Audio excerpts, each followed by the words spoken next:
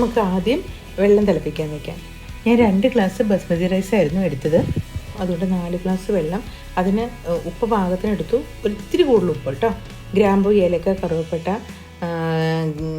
തക്കോലം, bay leaf, കുറച്ച് പെരിഞ്ജീരകം, കുരുമുളക്, ഇത്രയും സാധനങ്ങൾ ഇട്ടിട്ടുണ്ട്. അത് നന്നായിട്ട് തിളക്കട്ടെ.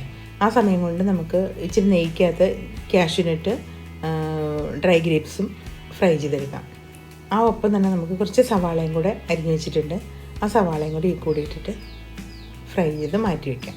ഇത് നമുക്ക് ലാസ്റ്റ് ബിരിയാണിയുടെ മുകളിൽ ഇടാനുള്ളതാണ്. അപ്പോൾ നമ്മുടെ പാനാസോണിക് റൈസ് കുക്കർ ചൂടായിട്ടുണ്ട്. അതിലേക്ക് നെയ്യ് ഒഴിച്ചു. നെയ്ക്കകത്തേക്ക് ഞാൻ അരമണിക്കൂർ കുതിർത്തി വെച്ച അരി വാർത്തെടുത്തതാണേ. അത് അതിനകത്തിട്ട് ഒരു 5 മിനിറ്റ് ഇളക്കി. അത് കഴിഞ്ഞ് നമ്മൾ ആ തിളപ്പിച്ച് മസാലയൊക്കെ ഇട്ട വെള്ളം ഇങ്ങോട്ട് ഒഴിച്ചു. അതിൻ്റെ കൂടെ റോസ് വാട്ടർ, ഒരു ലേശം റോസ് വാട്ടറും കൂടി ഒഴിക്കുക. പിന്നീട് ഇച്ചിരി ബിരിയാണി എസൻസും പൈനാപ്പിൾ എസൻസും ഒരു അരമുറി നാരങ്ങ നീരും ഇത്രയും ഒഴിച്ച് ഇതിൻ്റെ കൂടെ തന്നെ നമുക്ക് വേണമെങ്കിൽ ഒന്ന് നോക്കാം കേട്ടോ, ഉപ്പ് പാകമാണല്ലേ എന്ന് നോക്കിയിട്ട് അടച്ച് വെച്ചേക്കുക. അത് തന്നെ ഓഫ് ആയിക്കൊള്ളുവേ. ടൈം സെറ്റ് ചെയ്യാനൊന്നുമില്ല. അതിനകത്ത് വെള്ളം വറ്റി കഴിയുമ്പം അത് ഓഫ് ആയിക്കൊള്ളും. ആ സമയത്ത് നമുക്ക് മഷ്റൂം റെഡിയാക്കാം. അതിനായിട്ട് ആദ്യം പാൻ ചൂടാക്കി അതിൽ നെയ്യ് തന്നെയാണ് കേട്ടോ ഒഴിച്ചത്. നെയ്യ് ഒഴിച്ചു.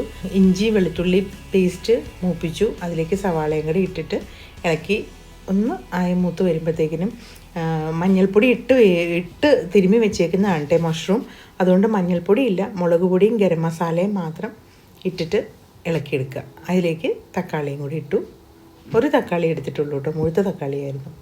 എന്നിട്ട് മഷ്റൂമും ഇട്ട് നമ്മൾ നന്നായിട്ട് ഇളക്കി ഉപ്പ് നോക്കി കുറച്ച് മല്ലിയിലയും വിതറി അടച്ചു വയ്ക്കുക.